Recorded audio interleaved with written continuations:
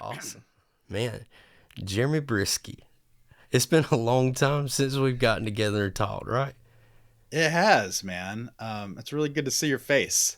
Yeah. You're like, you know, it's funny because I feel like everyone who was like a supporter or a customer of ours in like the first year of Lowboy's business, like I'll just like remember them forever, Yeah. you know, and like you're one of those people that just is like a part of this company because you were one of the first people that kind of believed in what we were doing and like thought it was cool. So, um, so it's good. Yeah, man, it's just really good to see you. Yeah, most definitely. That's what I was thinking about the other day. And man, I just started this podcast back up like 2 weeks ago. And it's almost like a family reunion for me right now because I'm hitting up all the people that I did those first episodes with. And not every single person, but a majority of you guys. And like just rekindling these relationships again and, getting back in the groove, seeing faces and, there's so much that's changed since what 2015, I believe. Yeah, we started the company in October 2014. Okay. So yeah, it was probably 2015. Yeah, when we first hooked up. Yeah, and I still have that beater that you sent to Ah, me. Yeah, good. one of the very first ones, and then I think I can't remember if there was an issue with it or something with the post or whatever. Maybe there was a blemish. It wasn't anything major, nothing like that. And you were like, you know what? I'm gonna send you another one. So I ended up having two of those. Uh, Oh yeah. and it's just a standard wood beater, one of the first iterations of it.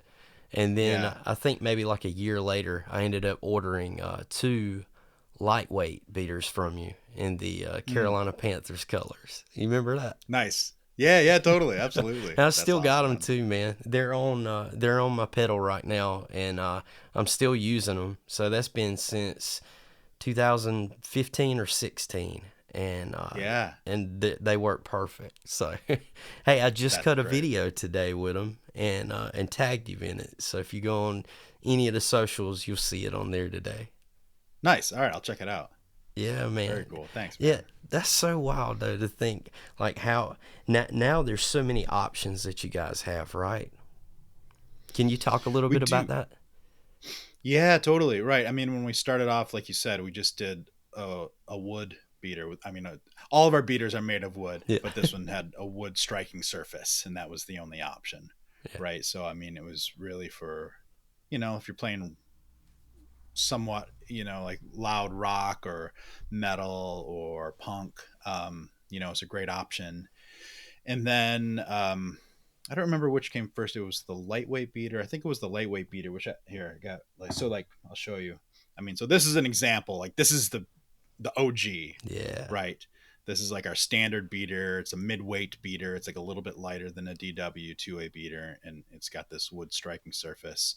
And then, yes, sometime in the first year, I think we came out with this lightweight beater. So, I Yeah. mean, basically, the striking surface is the same, the sound is the same. It's just for people who like something, a little bit lighter, a lighter touch. And then eventually we expanded to some different striking surfaces as well. So, we do leather, which is, I mean, it still gives you a really punchy, slappy tone, but it's Yeah. a little bit warmer than what you would get from plastic or a wood beater. So, like if you're in a group that's not just like balls to the wall the entire night, you might have like some slower songs. This is a good middle ground. And then we do this felt version and, and then lamb's wool. So, Yeah. if you want something like if you're in a low volume situation or jazz or something, like that one works really well. And then, of course, like from almost from the beginning, you could customize the look of the beaters. So instead of just the natural and black stripes like I showed you, you can go on our website and like just like totally customize stuff like this. So yeah, I mean that's kind of like the rundown of what we do. Yeah. And two, you guys are doing engraving as well, right? Like laser Yeah, engraving? yeah, yep. Yeah, we have a laser engraver, so you can there's a couple of different custom engraving options. So we do a a monogram. So, if you think about like the old school jazz drummers, like Buddy Rich or Gene Krupa, they had their initials, Yeah. monogrammed on their front bass drum head. And so we offer that option. So we'll engrave your initials on the beater. You can do just a custom text. So if you just have a message that you want on there, or a custom image or logo. So, if your band has a logo, or, you want to do a symbol or something, we'll, excuse me. Sorry, man. Let me You're back up. good. Um, and you can also do a custom image or a custom logo. So if like your band has a logo or something, we can engrave that as well. Yeah, that's really cool. And I was just thinking as well, other than, people like myself or professional drummers looking for beaters and stuff, another market is finding people who have a loved one that's a drummer that could, like you said, you could engrave like, this little message, and that'd be like the perfect gift to give somebody, especially with Christmas coming up, right? 100%. Yeah. We'll, every year around Father's Day, we'll get a few that like, there's like a love you daddy Yeah. kind of things. And like, sometimes people will just engrave like a random message that'll be like, I bet this is some sort of an inside joke between these two. Yeah. Like I don't get it, but like there's some like the person who gets this is gonna get it, I think. So yeah, it's fun. I think people have fun with it. It's such an awesome idea too, man, of having something custom like that, other than having custom drums or custom heads made. And now we've got beaters that Mm-hmm. beforehand would, we didn't have that option. So I think that's really cool. And like we were just talking about, it's also like a great gift idea for people who are not drummers that know us, like we're Yeah. like these special people or whatever.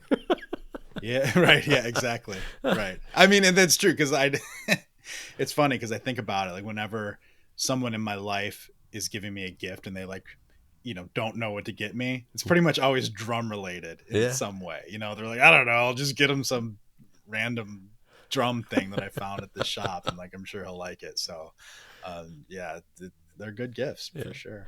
I love gifts like that. Yeah. So, with talking about how the company, how long you've been in business and everything, how did the idea come about for people that don't know? Like, how did all this come into fruition? Is this something where you saw a problem or a need and you had like a specific way to fix this problem or need? Or was it just like, man, I think this will be cool, so I'm going to roll with it? The latter. Yeah, I just thought it would be cool. That's perfect. Yeah, and it's funny because like most people would say the former. They'd be like, like I played for years and I just like hated my beater, and I just always, like was trying to fix the issue, and I did it for myself, and now here I am solving the issues for all of you. Um, what's funny though is that I feel like before starting this company, I didn't give a whole lot of thought to bass drum beaters. And what I found over the years is that's very common with people. A little bit less now because, we've sort of started this trend where there are, way more options for beaters now than there used to be. Yeah. But like I used to hear all the time where people would buy our beater and they'd be like, I've been playing this, DW beater for years, or a felt beater or whatever, and like I never really liked it that much, but I just, like, I don't know. I just never even thought about changing it. Yeah. Right. Just It just work sort of through like, it. what, yeah, it just, exactly. You just work through it. And, and so when people started buying lowboy beaters, I feel like people realize that there are options out there and you can really get something that both as far as the feel and as far as the tone, and then obviously the cosmetics, which is to me the least important thing. Like you have to get those first two right. It's got to sound good, it's got to feel good, but like you can get something that's actually perfect for the way that you play and the music that you play. And the thing is that, and I'm not like, I'm not going to pick on any other beaters here, but I'm going to give an example Yeah. of like a DW two-way beater. The thing about that beater, which is actually genius in its design, is that that beater comes stock on like every DW 5000 and DW 9000 pedal that goes out, right? Yeah. Which means that that's going to go to jazz drummers. That's going to go to blues drummers. It's going to go to rock drummers. It's going to go to metal drummers, punk drummers. Like every single genre you could ever imagine is going to get that pedal, and the beater has to work for Yeah. them. Right. And so that's why you've got the felt on one side, you've got the plastic on the other side.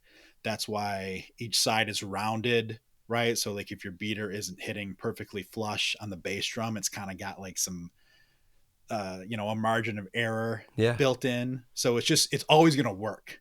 Like that beater is perfect because like it's always going to work. Yeah. But it might not be perfect for what you want. Right. So Yeah. For the for application. example, yeah, because like our beaters have this flat striking surface, which I think sounds better. And sometimes you kind of have to tweak things to make sure like it's hitting exactly flush. But I think that it sounds better than a rounded beater, especially in the example of the wood beater. If you are playing something like metal, um, that flat surface gives you a punchier tone. Yeah. It just cuts through the mix more than a round beater. So if that's what you're going for, a stock beater will work. But like this is where you can really tweak things and get a bass drum beater that's like totally perfect for what you're looking for. Yeah. And it's something that I've always noticed with it, and especially now. Like I've normally played smaller kick drums just to have Mm-hmm. a smaller footprint on the stage, playing smaller gigs. But recently, I've upgraded with the band I'm playing with, and we wanted to have like a massive drum kit up front. So I was like, well, I'm gonna buy like the biggest bass drum I can find right now, which is a 26.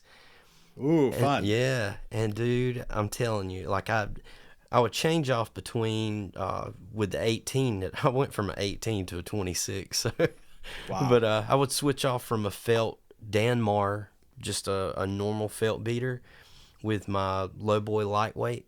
And then whenever I got the 26, I tried the felt on it, and it felt pretty good, but it was missing that slap, that punch to it, Mm-hmm. the attack. And that's what I wanted. I said, well, I need to mute the kick just a little bit with a couple pillows like up front and the back, but I need that slap. And man, when I put that lightweight Lowboy beater on, it's like a match made in heaven. And there's so much thump and attack from that kick drum now. And that beater made such a big difference compared to just a normal felt beater. So just so you know, it is like top notch. Thank you for pointing that out, man. That's good to hear. Because yeah, I think that the um, what people would go to automatically on a big kick drum is something poofy or a felt beater because Yeah, it just seems like that's the match that you need. But the drum itself has so much boominess to it. It's got so much body, probably so much sustain yeah, that sometimes having like a wood beater or a leather beater on it will kind of like give you that definition of note that you're not going to get with a softer beater. So yeah, that's interesting. yeah. And two, with that 26, it's semi shallow for what it is, but you're still pushing a lot of air through that drum. That was something a while back, trying to think back when Rob Mitzner did an interview with me for you guys for your podcast at the Mm-hmm. time. Man, we got so nerdy talking about the science behind these beaters and like the different sounds and applications and the feeling, like we were talking about, pushing more air versus less air depending on the depth of the kick and having that flat surface. There's so many factors that play into getting the right sound and right feel. And I think it's just a marriage made in heaven as far as I know I'm blowing you guys up right now, but I love that beater so much. The lightweight. The other one, I play it every so often, but the lightweight, just for the feel, it fits me a lot better. Mm-hmm. Yeah, and and people will ask often, which one should I choose, the standard or the lightweight? And it's all personal preference. I mean, like I can say, like if you're playing double kick on metal, like you're probably going to go with the lightweight. Yeah. But, for the most part, it's just like, like some tennis players like a heavy racket versus a light racket. Same with golf, same with so many different things. Like, and sometimes you don't know until you just sit down and like, I don't know, that just feels good. It just feels right to me, or to the pedal, because I mean, there's a lot of interplay between the beater and the pedal too. Yeah. Right. So yeah, it's a lot of personal preference, and yeah, for you, the lightweight works better, obviously. Yeah. It would be cool to have a place where people could just try these things out, you know? Yeah, I know. I mean, we used to do a lot of drum shows. I'd like to get back to it. Um, we took a break with COVID Yeah. because, they just weren't happening for a year, or like almost 2 years. And we just haven't gotten back to doing drum shows. But, and I know that that's not a way that like thousands and thousands of people can try them out. But, um, that is a good environment for people to check these out. So yeah, and when you do, like when you sit down, um, with all the different models, like you really do get a better idea of like what's going to work for you. Yeah. And that's the thing, man, is being able, it's cool to have all those options. But then, you know, we totally can segue from talking about this going into having those mom and pop stores. That's the Yeah. thing, is everything is based off of online, and the only thing we have to go by right now, which is helpful at times, are videos or audio samples and things like that. But what about when it comes to the feel and the touch? you know the only option you have is to purchase something, and then hopefully you have a return policy where if you don't like it, you can send it back, try something else. But then there's a big time frame of waiting for stuff like that. So it would be nice Yeah. to have a low boy station set up with some different types of pedals. I'm just kind of dreaming a little bit. Totally. Yeah. And, and some of our dealers do that. Cause I mean, I mentioned when we were talking about the customization options, most people order those beaters from our website, right? Because they want something very specific, especially if it's going to be engraving. But, we do have a huge network of drum shops and music stores that carry our beaters. So, That's good. so there are places where you can go in and demo them. Okay. It's just like it's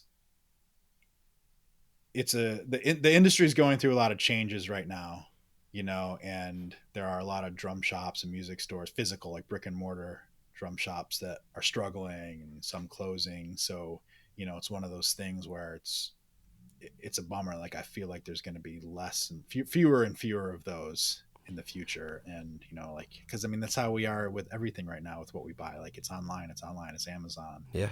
and it's really convenient, but, it's tough when, those local stores go away.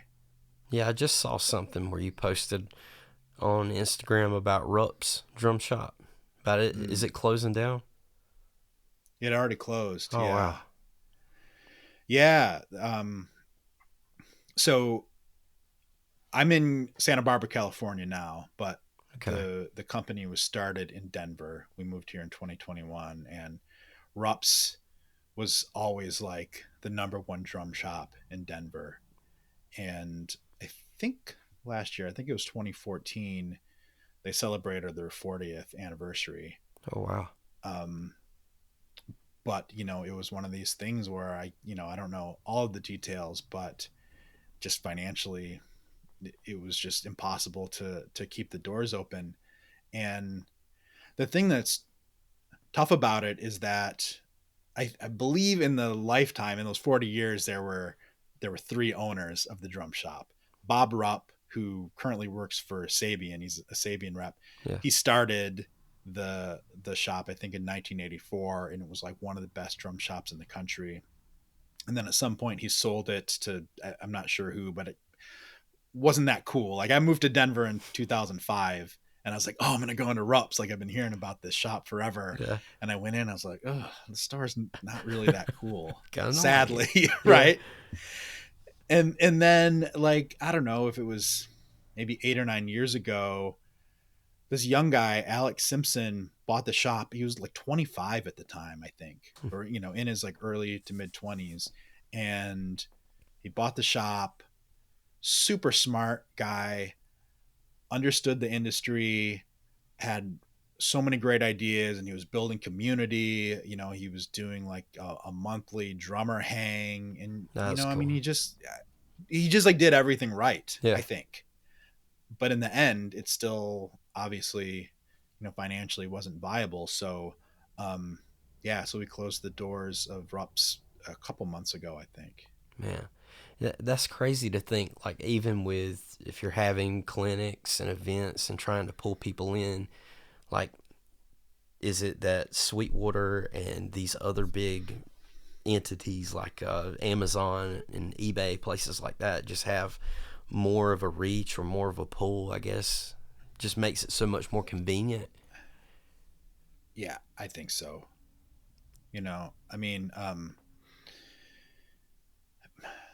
because again, it's like you think about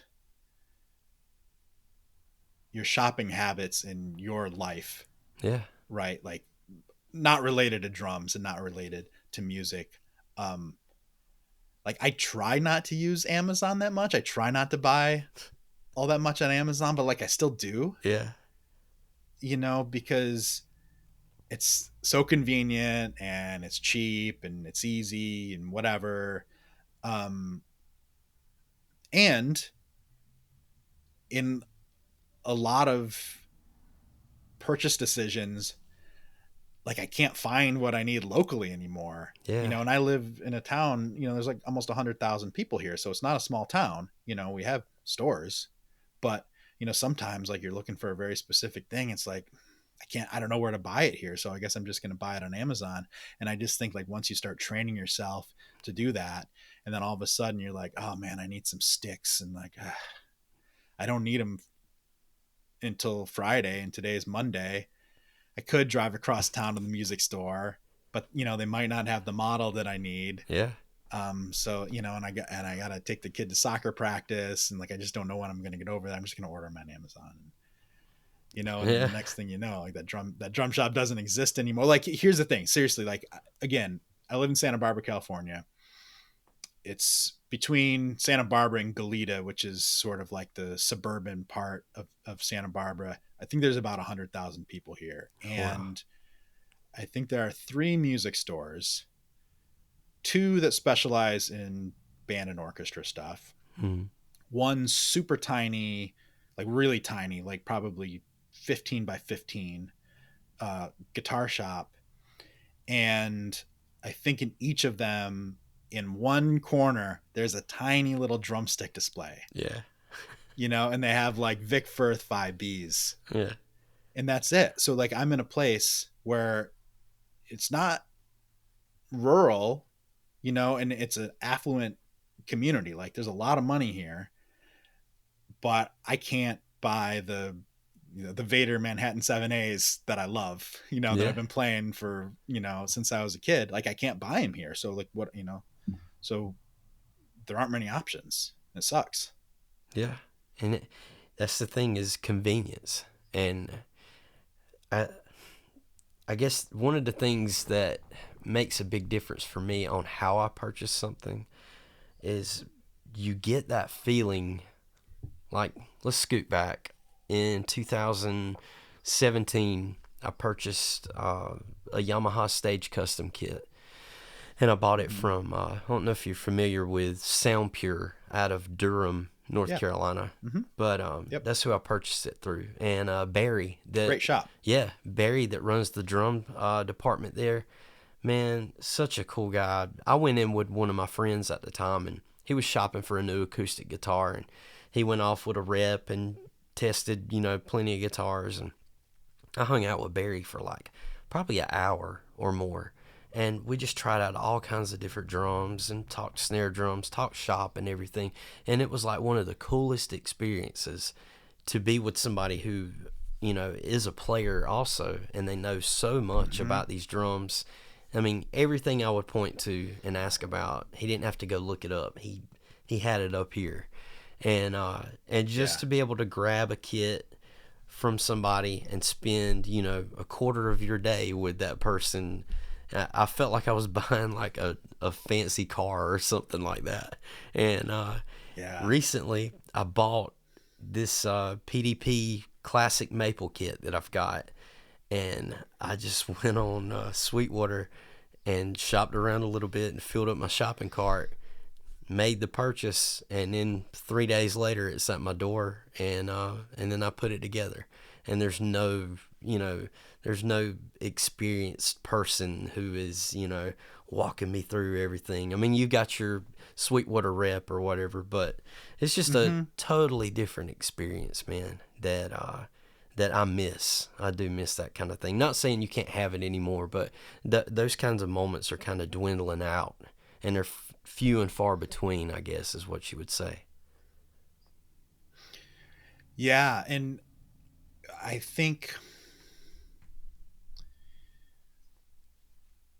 even worse is thinking about kids who are just starting to play drums Yeah. and not having a drum shop to go to.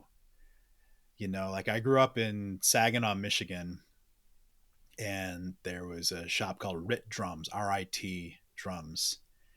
And it was pretty small, but they had like everything. Yeah. They had like the old school Zildjian and Sabian like cymbal tree displays, and they had all the sticks, and like my buddy John and I, who we grew up playing drums together, our parents would just like drop us off at this drum shop, That's so cool. and we would hang out for a half hour or 45 minutes or something. And I think back to like there was the owner, and then there was like it must have been like the assistant manager or something. Like there was these two dudes who were always there, Yeah. and they were so kind to us. And I think like we would always try to buy something, like we would always buy drumsticks or something, so it's not like we were totally wasting their time, but I mean, it wasn't a great use of time to hang out with the two of us. Yeah. But man, we loved it. Like that was the place that we learned so much about drums. And then they had clinics, right? So like I'm trying to think. The first clinic I ever went to was there. It was Chester Thompson. Okay. Yeah. Played with Genesis and Phil Collins. I went to Will Calhoun clinic, Oh, which absolutely changed my life. He was like my favorite drummer when I was a kid. I went to a Kenny Aronoff clinic oh yeah. there. I went to a Rod Morgenstein clinic. My buddy John saw Liberty DeVito. For some reason, I missed out on that one. Yeah. So I mean, they had like A-list drummers coming to our small town in Michigan, and like that for me, that was formative Yeah. Getting to as meet your far as like heroes. falling in love. Yeah, getting to meet your heroes and just like falling in love with drums and being part of a community of drummers, right? Because Yeah. like you look around in a clinic, right, and you're kind of like, these are not people that I hang out with in my everyday life. Like this is just like a random group Yeah. of people who have gathered together here today because they all love one thing, and it's drums. Yeah. And like it's just cool. And without that, there's definitely something missing from the community. Like if your only drumming community is online, like that's great, but it's not the same. Yeah. That has made you into who you are today by having that drum shop and having those experiences there, you know? Yeah. And for you to be able to Like what share do you those have stories. in your town? So, What do you have as far as music stores? oh man. So within my county where I live at, I live in Lake Waccamaw, and then there's Mm-hmm. Whiteville is the next city over where my drumming academy is, and we don't have any music stores there. But there used to be one store that was called Music Unlimited, and it was a eye doctor who owned it, and he would have just enough drum stuff where you could go in and purchase like a Sabian B8 Pro cymbal, or grab some sticks and maybe a couple of Remo heads or something like that. And that was the closest thing to home. But then 45 minutes down the road in Wilmington, there is the Music Loft. And the Music Loft has a really cool drum room there. And most of my youth would have been spent going back and forth to there. And McFadden Music was also in Wilmington. But I traveled to one that was in Lumberton. I'm like 45 minutes away from everything. So Lumberton would be on the Right. opposite end. Yeah, but I was just thinking about this the other day. Like you're talking about your stories right here with all those drum clinics. I just did a podcast on this week and put it out. I I have a gig every Sunday now where I play full time for a church in Wilmington called Life Point, and I've been playing there like part time since 2010, and then I got full time with them in 2019. And I pass by the music store every morning at like 10 till 6. I have to be up at 4 o'clock in the morning to travel to this place to play. But the music store I pass by is a music and arts now, but it used to be McFadden Music. And when I was 14 years old, my mom picked me up from school and was like, you know, it's time to finally buy you a drum set, and we'll go pick the kit out and get your cymbals and everything. So it's like a full circle moment for me. Like every Sunday I pass by this music store where I got my first kit from, and now like I make a living from playing those drums that I bought at that place. And it's like every Sunday I pass by, I get that cool memory in my head of, you know, how thankful I am for those moments. And you know, it wasn't me clicking on something and buying something off the internet. It was, you know, be interacting with an actual physical place and a person that helped me pick out those drums that day. And it's just it's a whole different experience, man. It's part of our lives, you know. It's a story that we get to tell. Totally, 100%. And what kind of drums were they? They were a Pearl export kit, and this would have been in 1996. So they were the good export kits back in the day that were made, I think, in like Malaysia or Taiwan or something like that.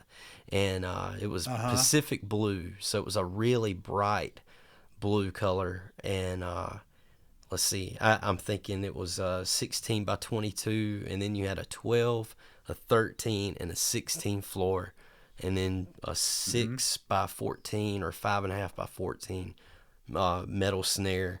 And then I just had B8. I think it was just B8 cymbals. So I started off with like at the bottom, had to work my way up to the top, right?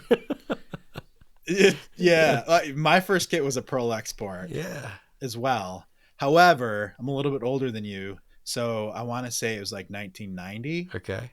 And back then, you didn't have those fancy colors; they were all wraps. I could be wrong, but I feel like it was black, white, or red. Yeah. Wraps, and mine were black. So it's like, I mean, as classic of an early 90s kit as you can get, a black Pearl Export. Yeah, mine had a wrap And then too. I had, oh, okay, it did. Okay, Yeah. I was thinking like the wood, because I feel like the exports at some point did wood grain. Yeah, that was after, at like probably in the later 90s. After that, okay. Yeah.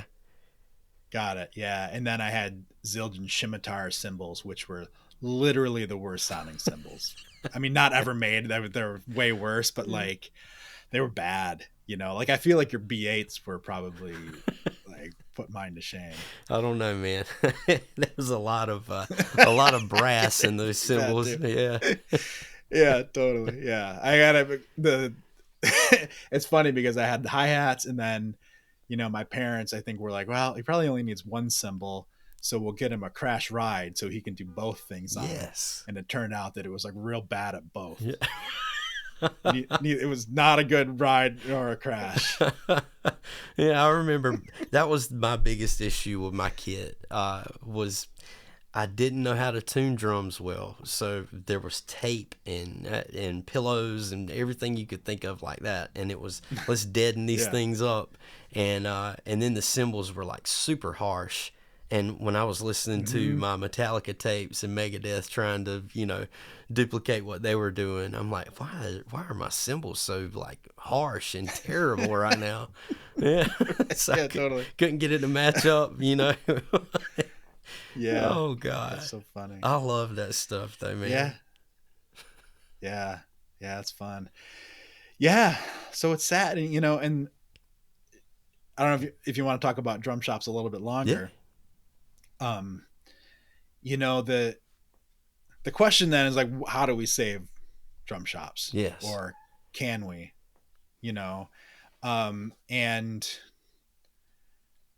it's something I think a lot about because as a manufacturer, as a drum brand, um, we sell direct on our website, right? So we're cutting drum shops out of the equation there. Yeah. We sell to Sweetwater, which I mean is next to a physical drum shop. I think is as good as it gets Yeah. because they do stock everything. They are actually very knowledgeable. Their customer service is great. Like if you're going to order online, Sweetwater is amazing. Yes.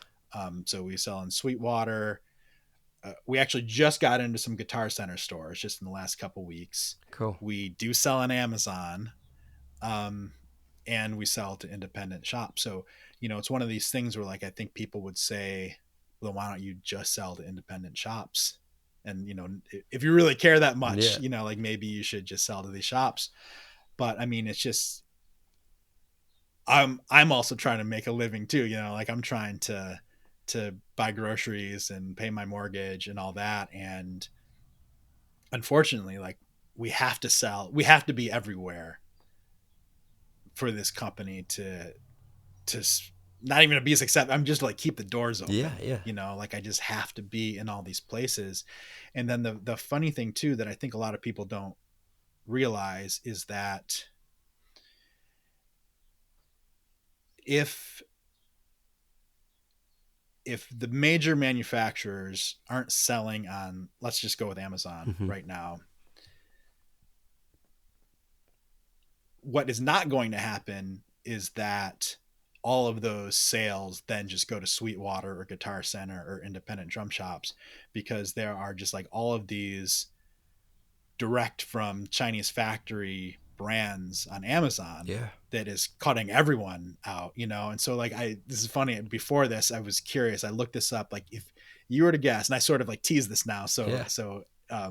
you might have a clue, but like if you could guess which drumstick product, like which brand was had the number one selling drumstick item on Amazon, who do you think it would be?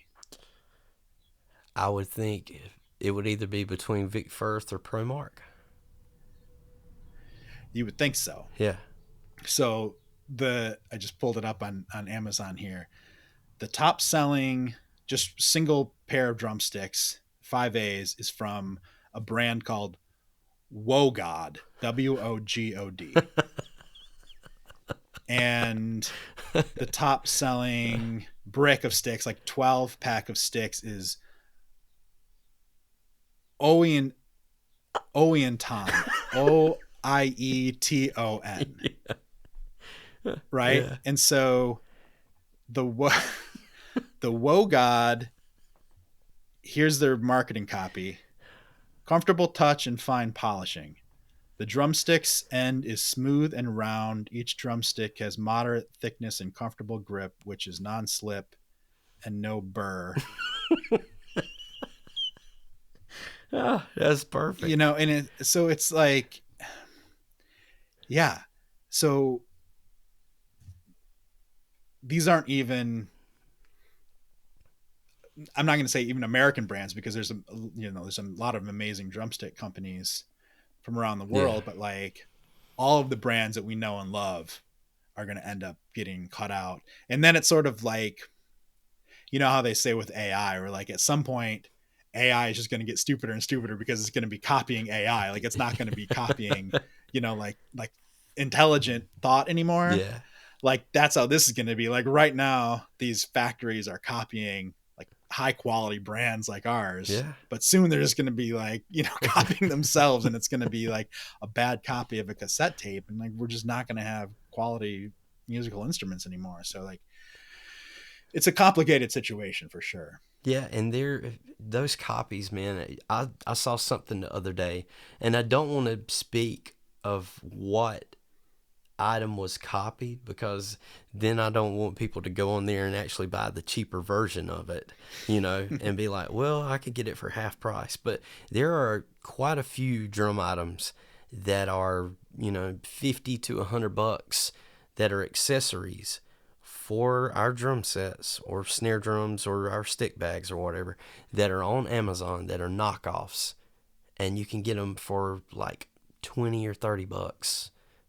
And I even Yeah. saw it one day and I was like, I've even thought about buying one just to try it out to see if it was, just as good. But then I'm like, nah, I'm not going to do that. I don't want to. But it's crazy, man. That kind of stuff right there is going on a lot, and I think it started a while back too. I could remember uh, a practice pad that I bought around the time I was doing the podcast. There was a practice pad that was called like the Go Anywhere pad, and it had a specific name. I can't remember now, but it was this flexible 8-inch pad, and you could take it and you could slap it up against a wall and it would stick. You could put it on a ride cymbal, it would stick anywhere. And I bought this thing and or no, I didn't buy it. I contacted the company and did a review on it. They gave me one, and no lie, within 6 months, there were 3 or 4 other companies advertising this thing and just slapped a different name on it, all over Instagram and YouTube and places. And it just, I don't know if they sold the idea or if it was just copied, but it was like, I contacted the original company and was like, hey, check out all these links to your pad or whatever.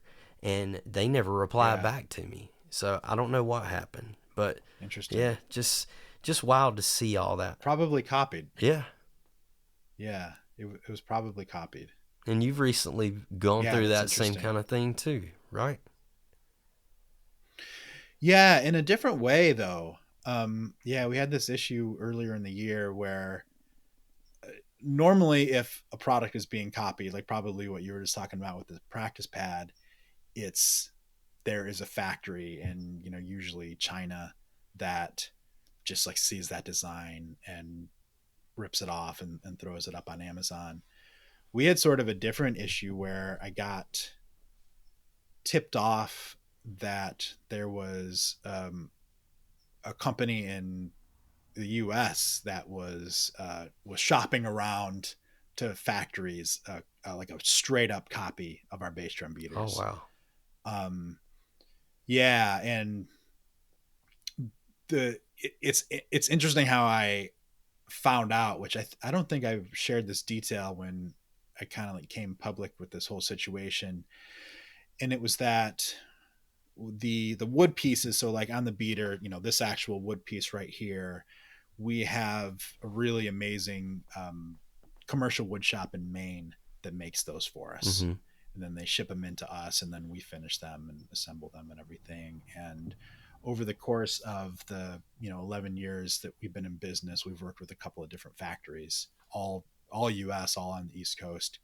And the very first factory that we worked with, and we haven't worked with them in like 9 years, Yeah.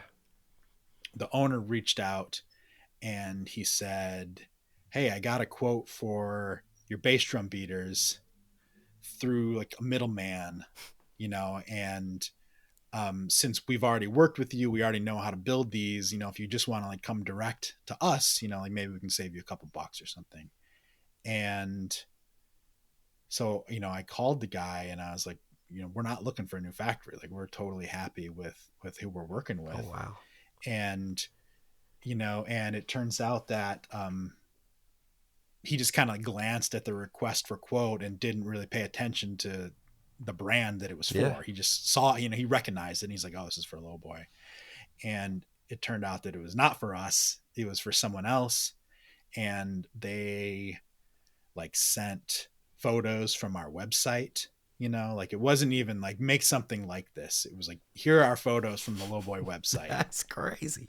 Duplicate this. Yeah, duplicate this. And, you know, we want to buy like 5,000 of them. God.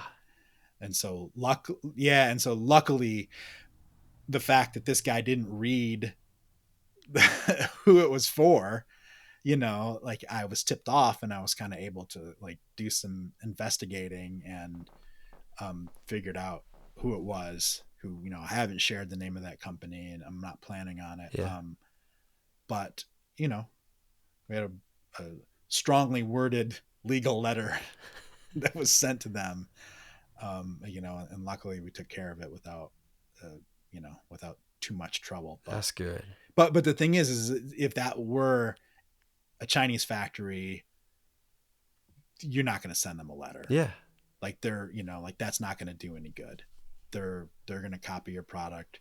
They're going to put it on Amazon, and the chances of you successfully removing that from like through Amazon, it's pretty low. So you're just kind of like, you know, got to deal with it. You just got to live with it at that point. Yeah. That's great that you caught it in the process of being made, or before it was even began to be made, early enough. And and then I guess you hired a lawyer and had like a legal like letter and stuff wrote up. Exactly. Yep. Mm-hmm. That's good. Yeah, that's crazy. And to think that it's an American company as well, that blatantly is just like, hey, here's these pictures like with your name and everything on it, trying to get duplicates made. Yeah. Yeah, I know. And how would they know yeah, to so, you know, how would they know to hit up that place in Maine, which is where you used to have them made, right? right, is where I think it was just coincidence. Yeah. I think that there's a company that manufactures other things with wood, and I think that this is a factory that they worked with Okay. on other products. Yeah. And so this was just, you know, like another request for quote that they sent through. I think that's what it was. So I don't think that they knew that that was a factory that could build our beaters. It was just coincidence. Yeah. Man. That's crazy. Well, you definitely saved it, right? Yeah. Yeah, for sure. And, you know, the other thing is that in my mind too, I was like, all right, if I just send this letter, who knows how it's going to go? Because, you know, like we're a small company.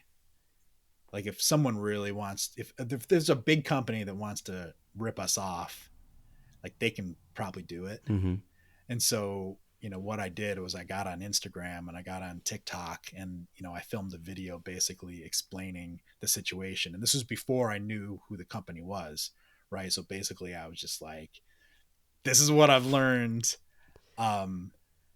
We're trying to figure out who is copying us. So like, please share this video. And, you know, like if anyone has insider info, whatever, that would be great. And this video went, you know, like viral basically. Yeah. You know, like, I mean, so many views, and people were just like, it was great to have so many people in our corner. And it was kind of like what I said earlier about, you know, like you being someone who I remember from like our first year in business. Yeah. Like I saw all these names of people who, you know, I'm like, oh, I haven't seen that name in 10 years. You know, like this guy bought a beater from us, or like she bought a beater from us 10 years ago. And like, you know, and they're like, I still have it, you know, I still have it and I love it. And they were behind us. And so, you know, the other thing that when I finally figured out who the company was, I sent him that letter, and then I also sent him a link to that video, and I was like, this has X number of views, and this comment, people know. You know, all these comments. And so like, if people know, and if you come out with a copy, like they got our back. Yeah. That is so cool. It's crazy that you even got to worry about. But it's like, man, all I want to do is like make beaters. Like I don't want to deal with this stuff. And you're just trying to make things better for drummers and trying to be able to put food on the table, man. and somebody's trying to do something to take that Yeah, away from I you. don't want to. Yeah, yep. So, have you had any more issues on that end, or is everything just crickets now? Went quiet. No, crickets. Yeah, yep. No, as far as I can tell, it's totally behind us. Um, and yeah, don't have to think about it again. Hopefully. That's good, man. Yeah, that's something that you shouldn't have to be worried about.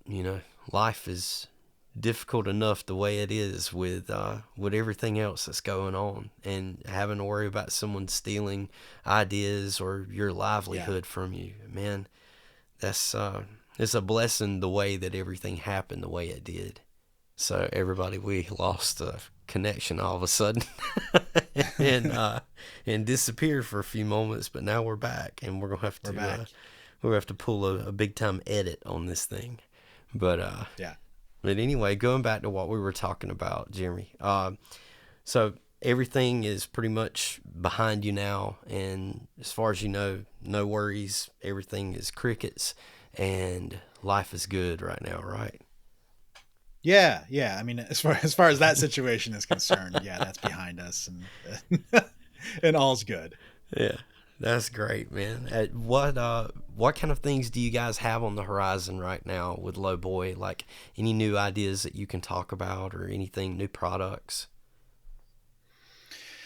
You know, nothing that I can really talk too much about. I mean, we have another product that I really love that actually we don't push as much as I'd like to, called the Power Switch. Is Yeah. that something that you've seen? Yes, and that is isn't it a lever where you're able to change a beater out like super quick, and you don't have to have a drum key? Yeah, exactly. So it replaces the set screw on your bass drum pedal.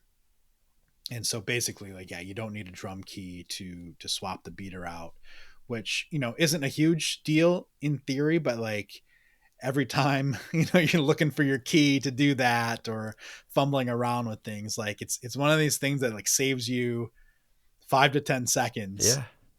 but like over the course of your life, like it adds up, and it's just, like just one less thing that you have to worry about when you're setting up or tearing down, or like if for some reason the beater isn't tight and slips in the middle of a song. um it just kind of like, yeah, like I said, it just makes your life a little bit easier. So that's something that I think is a great product. But yeah, other than that, I mean, we have some products that we're working on, but more than anything, it's just trying to get our beaters into more stores, more locations. I was saying earlier that, we're on Amazon, we're on Sweetwater, we're on all these other things. And something that we did earlier this year was we signed on with Hal Leonard Yeah. as our distributor in the US and Canada. So, like, I mean, everyone knows Hal Leonard is a sheet music company, but they also distribute a lot of products. So basically, like, they have a warehouse where they stock all this stuff, and they're like the go between manufacturers and music stores. So, a music store, instead of coming to us and saying, "All right, I need 10 beaters, ship them here," and then going to all these other brands, Hal Leonard stocks like our beaters. They do SJC drums, they do Gibraltar hardware, they do Peisty. So you can, as a music store, you can go to Hal Leonard and say, "I want, two of these, three of these, four of these," and they'll ship everything together. So what it's done for us is open up the possibilities, to be in literally like thousands of music Oh stores, wow. or or like lesson studios like yours. I don't know if you sell any products in there or not, but like, a lot of I a lot of need to. lesson shops do. Yeah, a lot of places just have, like the basics. So, and they wouldn't necessarily want to open up an account with us because they're probably not going to sell that many beaters, but like maybe they want one or two along with those sticks and those heads and stuff. So, so yeah, we're just like trying to expand where people can find our products. Yeah. Now, as far as what we talked about earlier today, I mean, is there anything else that we didn't cover that you're interested in talking about, or you want to share today? Um, I don't know. Like I think we covered covered everything that is important. I Yeah. don't know what is there anything that, Yeah. that you feel like we left out? No, man. No, I think we've been covering quite a bit. We've had a good hang today. I would like to say, for what I'm trying to do with this podcast is definitely, trying to build relationships with people, and in this case with like me and you. I mean, we've not hung out and talked in forever, so rekindling these relationships and just getting things out there for people to hear. And I think you brought a lot of wisdom today on things, especially us talking about the mom and pop stores and things that we can do, like going and trying to make those purchases at those places like that to keep those things alive, so we have more of like the human experience in our journey, right? 100%. Yeah. And, I mean, I think the thing that I didn't say in that conversation is that I, I feel like the one thing that we can all do is say, like, if a product that I want is available locally, like, I should buy it locally. I should go into my local music store and buy this. And they can't stock everything, and I get it. Like, sometimes you do have to order from Sweetwater or, God forbid, Amazon. Yeah. But like, if you can support a local store, and not just drums, right? Like anything that you need. Um, and I'm trying to do a better job of that in my life too. I'm not always perfect, again, because like I'll order stuff on Amazon, but um, we did cancel our Prime subscription about a year ago though, Yeah. which has helped. It's made things less easy, so it does kind of like force us to buy more locally, and I think that's a good thing. Yeah. Isn't it like how it feels to me?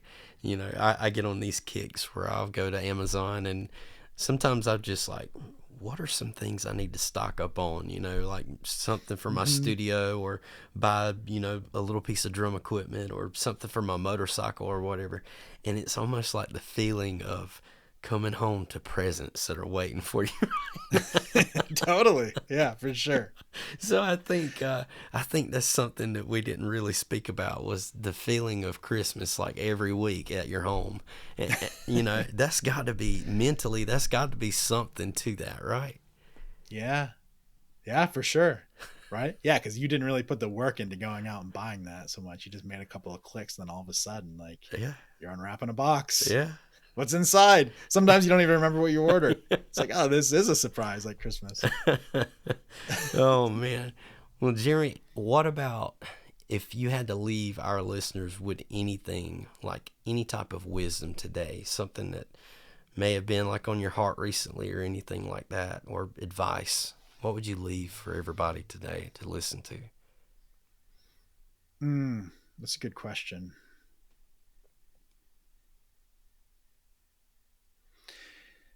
You know, this is something I didn't touch on at all, Okay. but as a drummer, I went like 15 years without playing in a band or like playing with other musicians.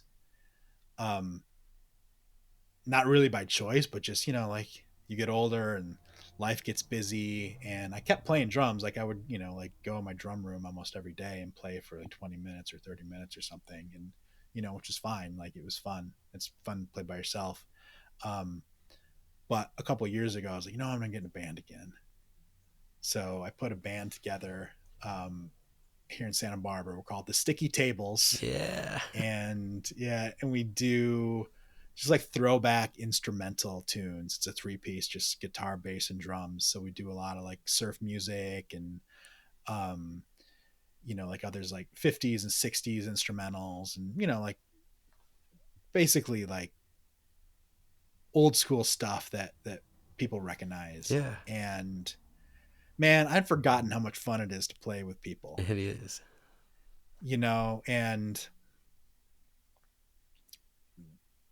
there are so many people now who can kind of like get a lot of fame from just recording themselves playing drums in their basement or in the drum room or whatever. That like um and this is another thing as far as like in-person community, like we talked about with drum shops. Like, I'm worried that there might be a generation of drummers who don't value playing music with other people Yeah, as that much as human they should. interaction. That human interaction, because like, man, there is nothing that bonds you like writing a song with someone or figuring out a song, or just like your buddies that you can just like hang out with once a week for an hour and a half and work through some tunes. Yeah, So I've really just enjoyed being able to play music, um, with these two other musicians, and playing around town, and we're just playing breweries and bars and stuff, like nothing crazy, but like, yeah. man, it's fun. So I think that my advice would be for people to like remember why you started playing drums in the first place. And like, for a lot of people, like that's playing music. Yeah. It's not playing drums, it's playing music. Yes. You're not just playing patterns. And there Yeah. that human interaction that you have with that person. Like, I know you've had this experience too before, where you play with somebody for so long, and then like you start to learn each other. Like, you learn how to breathe between the beats. And um what's that noise? Oh, sorry. That's like my fridge. I have like a mini fridge in here that just turned on. I can't believe that's the first time that's happened in this whole conversation. It's okay. It's loud. Usually I turn it off if I'm doing something like this. Yeah, no, you're good. So the thing about the human to human interaction with playing music like that, I found there have been friends that I've played in bands with that have moved away, and we might see each other like every 5 or 6 years, or 5 or 6 years or so. And it's like when you get back together and you play the instrument with that person, like you lock back in with them. And it's like this subconscious thing that you gained when you learn that chemistry with that person. And that's something that is super difficult to duplicate, man. And it's, I don't know. There's something magical about that. Oh, totally. Right. Yeah. I mean, it's just like a friend that you haven't seen in 5 years, and you sit down and like all of a sudden, like you can't stop talking for hours. Like there are some people that you just have that chemistry with.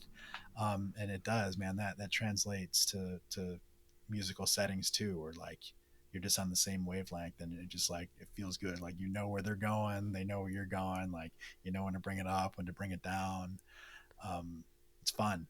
Yeah. And like, I missed that again for 15 years, like I didn't even realize how much I missed it. But yeah, there's something to it for sure, man. It's something that is special that people who don't play music just like, they don't get it. Does it bring you back to feeling like you're 15 again, like playing drums as a kid? For sure. Yeah. Yeah. What's really funny is that last week we actually played a really low volume gig in this cocktail bar, and we were like set up in the corner, and between sets I actually had to like pick up my ride cymbal and my floor tom and like move them out of the way so I could get out. Yeah. And it reminded me of playing like in basement parties and stuff. Yeah. When I was young, where like you're just like in the corner, and like like your shoulder, your elbows are like hitting the wall, and like that totally, like, yeah, it took me back to those days. And also just like, yeah, the energy of just like rocking out with people, like it does. Yeah, it brings me back to like what I loved about playing drums when I was like 15 or 16 or whatever. Like there's something magical to it. That's so cool, man. Yeah, the thought of just getting in there and jamming out, and it doesn't matter that if you're playing in front of 50 people or 1,000 people. Just the fact that you're playing music, man. There's just something to that. Yep, for sure. I'm great. We're lucky. Yeah, I'm thankful that you've been able to find that again, man. That's something that's super important. Yeah, it is. Yeah, I'm real happy about it. Well, the band is Sticky Tables, right? Or Sticky Tables. Sticky Tables. Yeah. Yeah. StickyTables.com. Check us out. So you do have a website for it? Yeah, for sure. Yeah, there's some Oh, sound samples up there, just like rough, like home studio yeah. recordings. But yeah, go check us out for sure. I'm totally going to check that out and put it in the show notes as well. Please do. Yeah. Love it. So, for people wanting to find out more about you and Lowboy Beaters, like, what's the best place to find you? Yeah, I mean, our website is lowboybeaters.com. Instagram is kind of like the main place that we put out information. So we're at Lowboy Beaters. You can find us on TikTok too. Um, there's not a lot of content that's like on TikTok that's not on Instagram. But if you're not an Instagram person, check us out on TikTok. And yeah, I mean those are the places where you're gonna learn about what we've got going on. Cool. Well, Jeremy, dude, this has been a fun hang today. I've really enjoyed this. It's been good and a lot of cool points covered, and too, I think people listening can kind of tell, what kind of person you are, and your personality comes out in these conversations and stuff. And I think you're a very genuine and natural person. So I appreciate your time and coming on today and talking. Well, thanks, man. I mean, and the same for you. Like you've always been one of my favorite people in the industry, Don't make and me I wish blush. that I wish we could catch up more often, and we need to. Yeah. So thanks for reaching out and asking me to do this. It's fun. Yeah, most definitely, buddy. I mean, we'll have to make it happen again. Sounds good. That's it for this episode. I want to thank you again for taking the time to listen. If you would, go and check out Jeremy over at lowboybeaters.com. You can find all their socials there as well. And while you're there, you might as well go ahead and order your very own custom bass drum beater and help support these guys. They're doing a lot of good for the industry, and they are really good people at the same time. So show some support, and thank you again. We really appreciate you taking the time to listen. If you would, look up the podcast wherever you listen, leave a rating and a review, and this will help the show get out there for other people to be able to check it out. And if you would, share it with a friend. Share it with your mom, your dad, your family, anybody. Just let's see if we can get this thing spread out there. But again, thank you so much, and I'll see you next time.